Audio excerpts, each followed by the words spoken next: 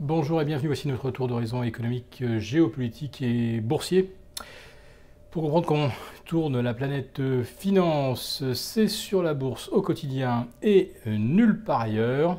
Et l'épisode de ce 21 juin, jour de solstice, c'est trop de chaleur, trop de liquidité, trop de pétrole, trop de tout.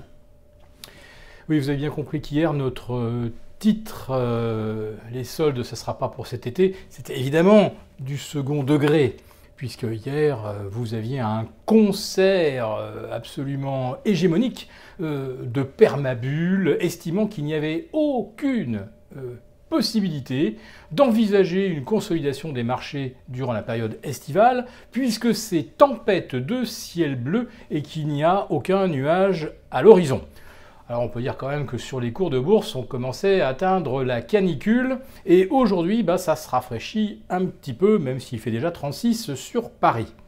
Le CAC 40 qui retombe vers 5230 points efface donc tous ces gains de la semaine et une partie des gains de la séance de vendredi, mais on n'en est pas encore à valider un signal d'alerte à la baisse, ce qui pourrait survenir en dessous de 5180. Nous n'y sommes pas encore, il y a 1% de marge de sécurité. Alors nous disions donc trop de chaleur, trop de liquidité, trop de pétrole. Et oui, car c'est de là qu'est venue hier la correction sur les marchés du pétrole qui a connu un trou d'air. Il a plongé vers 42,75. Et puis ce matin, il a connu un nouveau trou d'air qu'il a ramené vers 42,50 avant qu'il rebondisse. Alors, que se passe-t-il? Eh bien, lorsque le baril est revenu à 50 $ au mois de mars-avril, les producteurs de shale oil américains en ont profité pour rouvrir en grand toutes les vannes. Parce que le problème des producteurs de shale oil, c'est pas de battre le record historique de production.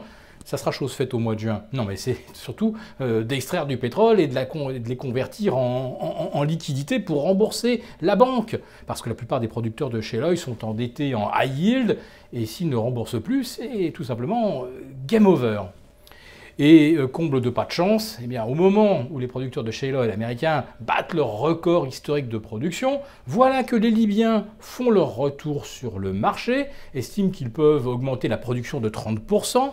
Le Nigérien également dit que les rebelles se sont un peu calmés et que là aussi les exportations peuvent augmenter. Et puis vous rajoutez à cela l'Iran et l'Arabie Saoudite qui en sont presque à dégainer la hache de guerre. Alors, est-ce que l'Iran aura véritablement envie de respecter les limitations de production qui ont été conclues à Alger en novembre dernier? D'ailleurs, quel pays de l'OPEP, dans le contexte de chaos actuel, va véritablement respecter ces quotas de production, puisqu'il n'y aura en fait plus personne pour vérifier? Voilà, ça c'était pour le pétrole qui a entraîné à la baisse des poids lourds comme Total, Technip, Vallourec. Et c'est GG qui malheureusement continue de s'enfoncer, c'est la descente aux enfers, on est à 4 € désormais, et on ne voit pas très bien où ça va s'arrêter, parce que vu la surabondance de pétrole, on ne voit pas qui va financer de nouvelles recherches, il y a déjà trop de pétrole comme ça.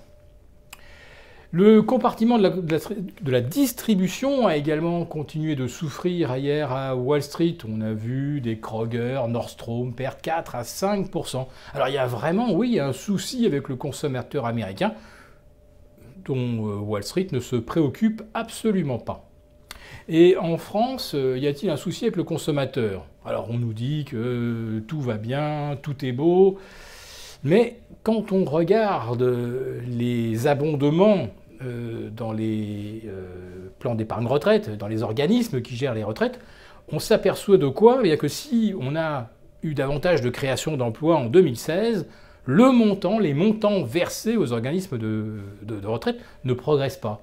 Qu'est-ce que ça veut dire? Que les salariés ont oublié de payer, que les entreprises ont mal répondu aux appels à cotisation?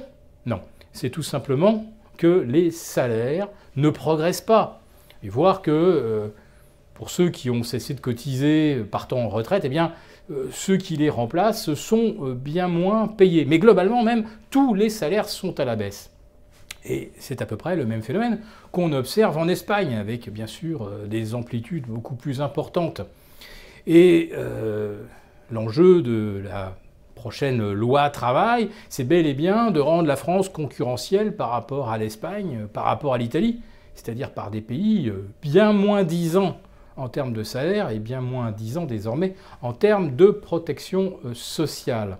Alors, si la précarité augmente, si les salaires sont tirés à la baisse dans une logique de concurrence internationale, comment peut-on équilibrer les régimes de retraite? Il va falloir demander plus aux salariés.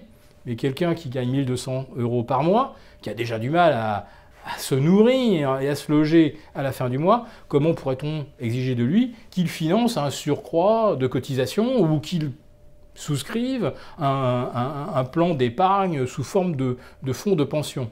Donc on pense que toutes les planètes sont alignées aujourd'hui parce qu'on ne veut toujours pas voir les faiblesses structurelles. Alors aux États-Unis c'est évident, il y a moins de croissance et de moins en moins d'inflation, et avec la baisse du pétrole, la pression déflationniste risque d'augmenter, et en Europe la déflation elle est salariale, sauf peut-être en Allemagne, mais partout ailleurs, la déflation salariale, ça signifie moins de consommation et à terme, moins de croissance. Alors, empressons-nous de photographier l'alignement des planètes, enfin celles qui sont du bon côté, il y en a qui sont de l'autre et sur lesquelles nous ne reviendrons pas.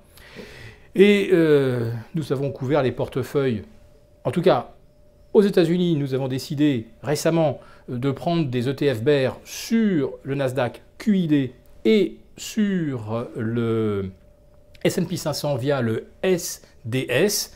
Et nous pensons que la correction, elle est absolument imminente, puisqu'hier, nous le rappelons, eh bien, personne ne voyait ce qui pourrait faire consolider le marché et personne n'envisageait qu'il y ait des soldes d'été.